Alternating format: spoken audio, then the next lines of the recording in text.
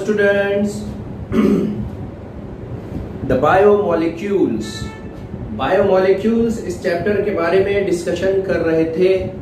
पहला टॉपिक, पहला बीट हमने इंट्रोडक्शन के कॉन्टेक्स्ट में देखा था।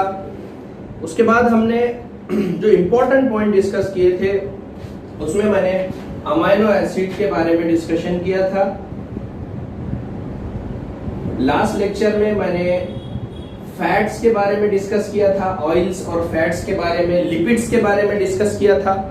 अमाइनो एसिड और लिपिड्स ये दोनों के बारे में मैंने डिटेल में डिस्कस किया था। लास्ट लेक्चर्स आप मेरा देख सकते हैं। अगर वो लेक्चर्स नहीं देखा है तो पहले वो लेक्चर देखना है और उसके बाद फिर इस टॉपिक को देखना है।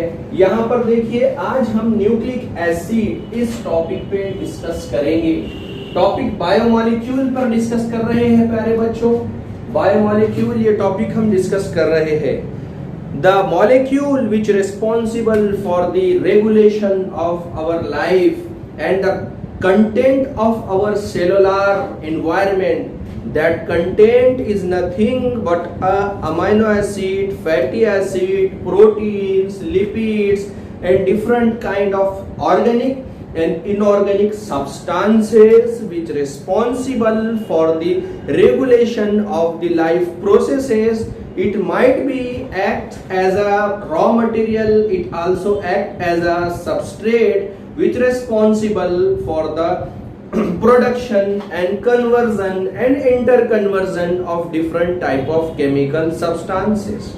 And that biomolecule also plays an important role in genetic regulation. Means I discuss in context with nucleic acid.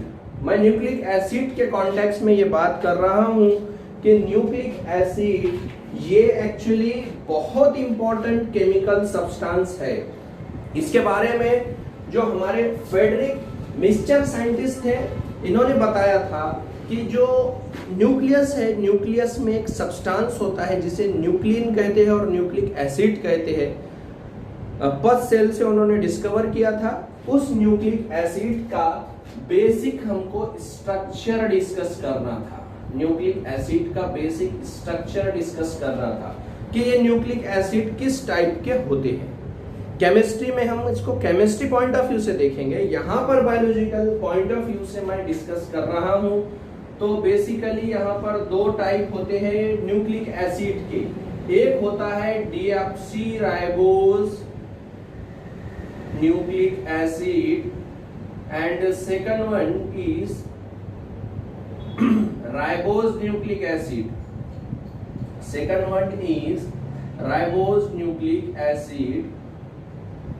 Ribose nucleic acid, that is DNA and RNA. ये दो बेसिक न्यूक्लिक एसिड के type है जो हमारे life के important role play करते हैं nuclear level पर। इस न्यूक्लिक एसिड को हम डीएनए और आरएनए के कॉन्टेक्स्ट में देखेंगे। बच्चों, ये जो डीएनए है ये एक्चुअली जेनेटिक मटेरियल है। DNA is nothing but a genetic material. Genetic material क्यों बोल रहे हैं इसको? जेनेटिक मटेरियल इसलिए बोल रहे हैं कि ये हमारे लाइफ की स्टोरी है, ये हमारे लाइफ की इंफॉर्मेशन है, इंफॉर्मेशन ऑफ लाइफ और इंफॉर्मेशन ऑफ लिविंग ऑर्गेनिज्म। जो लिविंग ऑर्गेनिज्म है इसकी पूरी के पूरी इंफॉर्मेशन ये डीएनए के कोडिंग्स में छुपी हुई है। किसी भी ऑर्गेनिज्म की बेसिक जेनेटिक इंफॉर्मेशन ये डीएनए के फॉर्मेट में छुपी हुई है। जो भी फिनोटाइप है, जो भी जीनोटाइप है, टोटली जीन्स डिसाइड करते हैं। जीनोटाइप मतलब जेनेटिक स्ट्रक्चर और फिनोटाइप मतलब उसका अपीयरेंस। जो भी हम देख रहे हैं कैरेक्टरिस्टिक्स, जो फंक्शंस परफॉर्म हो रहे हैं, उसको हम कहेंगे फिनोटाइप। जीनोटाइप को फंक्शंस के पीछे जो बेसिक कोड्स है, बेसिक सॉफ्टवेयर है उसका, उसे हम कह रहे हैं जीनोटाइप।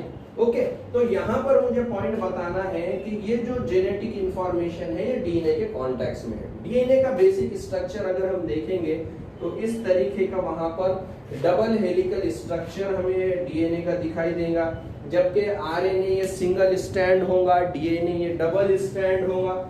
यहाँ पर न्यूक्लियोटाइड्स उसको बाइंड होंगे, हमारे डीएनए को बाइंड करेंगे यहाँ पर नाइट्रोजिनस बेसिस। ठीक है, ये बेसिक हमारा डीएनए का स्ट्रक्चर हो गया।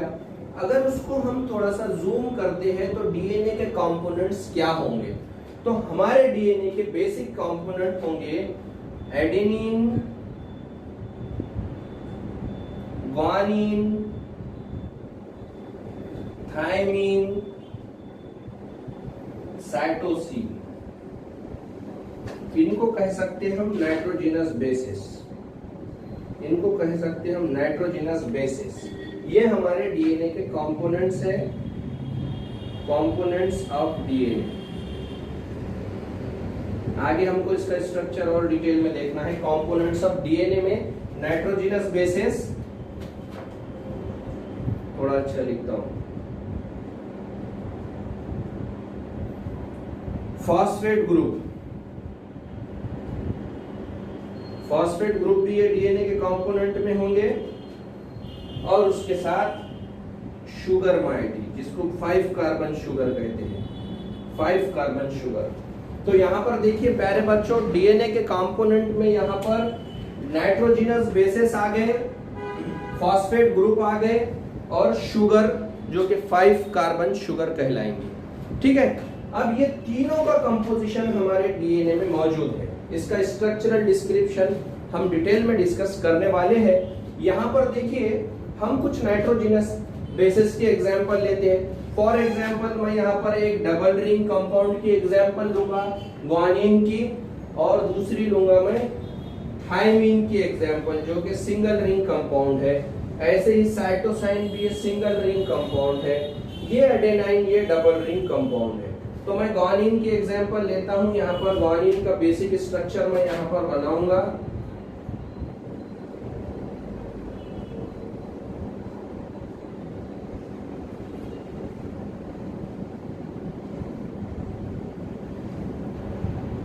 ठीक है, ये देखिए ये ग्वानिन का बेसिक स्ट्रक्चर है, आप स्क्रीन पर भी देख सकते हैं। स्क्रीन पे मैं शेयर कर रहा हूँ पूरे diagram, adenine, guanine, thymine, cytosine, ये सबके डायग्राम में शेयर कर रहा हूँ।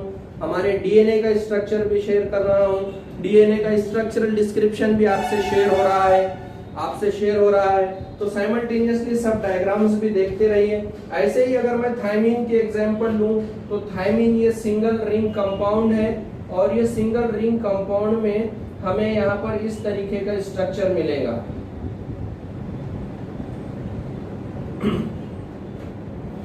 ठीक है, फॉस्फेट ग्रुप भी होगा, और उसके साथ साथ यहाँ पर दूसरे भी बेसिक कंपोजिशन हमें दिखाई देंगे। ठीक है, ये तो डायग्राम है। यहाँ पर मैं थोड़ा सा, मुझे स्पेस चाहिए, इसलिए ये बोर्ड में रफ कर रहा हूँ, आपको शेयर हो रहे हैं कुछ डायग्राम, आप देख सकते हैं। यहाँ पर मुझे बताना है कि इस बेसिक स्ट्रक्चर में, इस डीएनए के बेसिक स्ट्रक्चर में, इस न्यूक्लिक एसिड में हमें बेसिक माइक्रोमोलेक्यूल्स दिखाई दे रहे हैं। नाइट्रोजिनस बेसिस में एडेनाइन है, ग्वानाइन है, थायमाइन है, साइटोसाइन है, जिसमें नाइट्रोजन है, कार्बन है, हाइड्रोजन है, जिसे हम आसानी से हाइड्रोकार्बन्स कह सकते हैं। वैसे ही यहाँ पर फॉस्फेट ग्रुप है, ये भी एक पर्टिकुलर कंपाउंड है, केमिकल सब्सटेंस है। वैसे ही शुगर 5 कार्बन शुगर है, जिसमें कार्बन है, हाइड्रोजन है, ऑक्सीजन है। ठीक है, तो ये बेसिकली हमारे हाइड्रोकार्बन से मिलकर बना हुआ कंपाउंड है, इसलिए हम इसे बायोमोलिक्यूल में कंसीडर कर रहे हैं। क्यों? कि ये बायोलॉजिकल ऑर्गेनिजम्स का पार्ट है, बायोलॉजिकल ऑर्गेनिजम्स का हिस्सा है। ठीक है, आप देखिए यहाँ पर मुझे कुछ इंपॉर्टेंट पॉइंट डिस्कस करना है जो आपके एनसीईआरटी ने मेंशन किया था। जैसे कि एक है न्यूक्लियोटाइड और एक है न्यूक्लियोसाइड। ये दोनों में क्या डिफरेंस है? न्यूक्लियोटाइड और न्यूक्लियोसाइड दोनों में क्या डिफरेंस है? मान लो अगर यहाँ पर ये दिखाई दे रहा, ठीक है, थोड़ा ऊपर यहाँ पर डायग्राम बनाता हूँ, ये रफ कर देता हूँ। न्यूक्लियोटाइड और न्यूक्लियोसाइड में मुझे डिफरेंस बताना है और उसके बाद कुछ डिस्क्रिप्शन इसके डिस्कस करना है। देखिए बच्चों, यहाँ पर न्यूक्लियोटाइड की हम बात करते हैं तो यहाँ पर न्यूक्लियोटाइड में 5 कार्बन शुगर होगा नाइट्रोजनस बेसेस 5 कार्बन शुगर को अटैच होंगे और उसके साथ साथ यहाँ पर ये नाइट्रोजनस बेसेस अटैच है, उसके साथ साथ यहाँ पर फॉस्फेट ग्रुप अगर अटैच होता है तो ये तीनों कंपोनेंट के स्ट्रक्चर को हम न्यूक्लियोटाइड कहते हैं। जबकि न्यूक्लियोसाइड में हमें 5 कार्बन शुगर के साथ नाइट्रोजनस बेसेस अटैच होते हुए दिखाई देंगे। तो ये जो पर्टिकुलर स्ट्रक्चर है इसको हम न्यूक्लियोसाइड कहेंगे। मतलब टी का फर्क है और इसका डिफरेंस है दोनों में। जो डाइड में यहाँ पर 5 कार्बन शुगर नाइट्रोजनस बेसेस और फॉस्फेट ग्रुप है, जबकि न्यूक्लियोसाइड में 5 कार्बन शुगर और नाइट्रोजनस बेस। ठीक है, तो ये बेसिक डिफरेंस है। और ये तीनों के कंपोजिशन को अगर हम मल्टीपल फॉर्मेट में देखते हैं तो हमें इस तरीके का स्ट्रक्चर दिखाई देगा। देखिए डीएनए का डबल हेलिकल स्ट्रक्चर है, उसमें तीनों कंपोनेंट है नाइट्रोजनस बेसेस एक दूसरे के साथ अटैच भी है। मतलब ये हुआ कि ये जो पर्टिकुलर नाइट्रोजनस बेसेस है, ये जो बायो मैक्रोमोलिक्यूल्स है जिसे हम डीएनए कहते हैं, ये हमारे लाइफ की स्टोरी के लिए बहुत ज्यादा इंपॉर्टेंट होता है और ये हमारे न्यूक्लियर कंटेंट का पार्ट है। मतलब ये हुआ प्यारे बच्चों कि हमारा जो सेल होता है, जो हमने लास्ट लेक्चर में डिस्कस किए, वहां पर क्रोमोसोम के बारे में भी डिटेल में डिस्कस किए। तो ये जो पर्टिकुलर न्यूक्लियस है, ये न्यूक्लियस में डीएनए के कंटेंट होते हैं और ये डीएनए का जो बेसिक ढांचा होता है, बेसिक स्ट्रक्चर होता है, उसके कंपोजिशन में फॉस्फेट ग्रुप है, नाइट्रोजनस बेसिस है और साथ में 5 कार्बन शुगर है। फॉस्फेट ग्रुप भी हुआ, नाइट्रोजनस बेसिस भी हुआ, 5 कार्बन शुगर भी हुआ। फिर इन नाइट्रोजनस बेसिस से दूसरे नाइट्रोजनस बेसिस अटैच होंगे, फिर यहाँ पर इस तरीके से 5 कार्बन शुगर होंगी और फिर दूसरा फॉस्फेट ग्रुप अपना खुद का डीएनए का दूसरा होगा। ऐसे ही एक लॉन्ग चेन बनेगी, ये एक लॉन्ग चेन बनेगी और डबल हेलिकल स्ट्रक्चर हमें डीएनए का दिखाई देगा। जबकि अगर हम आरएनए की बात करते हैं तो आरएनए में हमें थाइमीन के जगह पर यूरासिल रिप्लेस होता हुआ दिखाई देगा।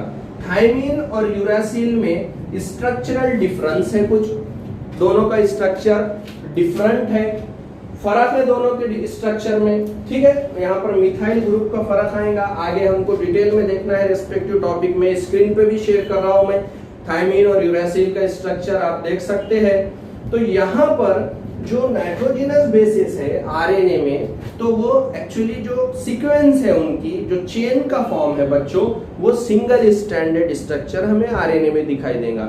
जबकि डीएनए में हमें इसका डबल स्टैंडर्ड स्ट्रक्चर दिखाई देगा। आरएनए और डीएनए ये हमारे ऑर्गेनिजम्स का जेनेटिक मटेरियल है। बहुत सारे वायरसेस का जेनेटिक मटेरियल आरएनए होता है और डीएनए भी होता है, लेकिन हायर ऑर्गेनिजम्स में जेनेटिक मटेरियल डीएनए होता है। जो सबसे पहला जेनेटिक मटेरियल था ऑर्गेनिजम्स में वो आरएनए ही था। जैसे जैसे ऑर्गेनिजम्स का इवोल्यूशन हुआ तो फिर डीएनए का स्ट्रक्चर भी हमें फॉर्मेशन होता हुआ दिखाई दिया ऑर्गेनिज्म में। डीएनए का स्ट्रक्चर ज्यादा स्टेबल है, बहुत ज्यादा स्टेबल है as compare to the structure of RNA. दोनों का अगर स्ट्रक्चर देखते हैं तो हमें डीएनए का स्ट्रक्चर बहुत ज्यादा स्टेबलाइज्ड फॉर्म में नजर आता है as compare to the structure of RNA. ठीक है, तो हायर ऑर्गेनिज्म में इस तरीके से डीएनए का स्ट्रक्चर डेवलप हुआ, जबकि लोअर ऑर्गेनिजम्स में हमें आरएनए का स्ट्रक्चर डेवलप होता हुआ दिखाई दिया। तो बच्चों आज का हमारा बीट यहाँ पर कंप्लीट होता है। हमने 3 अलग अलग बायोमॉलिक्यूल का शॉर्ट में डिस्कस किया है। आगे हमें इसका कंप्लीट स्ट्रक्चरल डिस्क्रिप्शन देखना है। क्या डिस्कस किया है? हमने डिस्कस किया है अमीनो एसिड जो कि आगे चल के प्रोटीन बनाएगा। हमने देखा है फैट्स जो पॉलीसेकेराइड की लॉन्ग चेन अगर देखते हैं, जिसे हम कह सकते हैं ट्राइग्लिसराइड और मल्टीपल चेन अगर हम देखें फैट्स की तो हमें कॉम्प्लेक्स स्ट्रक्चर दिखाई देता है। उसी तरीके से ये जो बेसिक कंपोनेंट है न्यूक्लिक एसिड के, आगे चलकर ये डीएनए का स्ट्रक्चर बनाने वाले हैं। हमको डीएनए का स्ट्रक्चर जो देखना है ये 3 बेसिक कंपोजिशन के बेसिस पे ही डिस्कस करना है। बॉन्डिंग का एक कंसेप्ट है, बॉन्ड किस तरीके के बनते हैं, बॉन्ड का फॉर्मेशन क्या होता है और कितने टाइप के बॉन्ड होते हैं, ये भी मैं यहाँ पर डिस्कस करने की कोशिश करूंगा। ओके, होप आप लोगों को ये टॉपिक समझ गया होगा। अगर यहाँ पर कोई डिफिकल्टीज होती है तो आप मुझे शेयर करिए, मैं उसको क्लियर करने की कोशिश करूंगा। Thank you.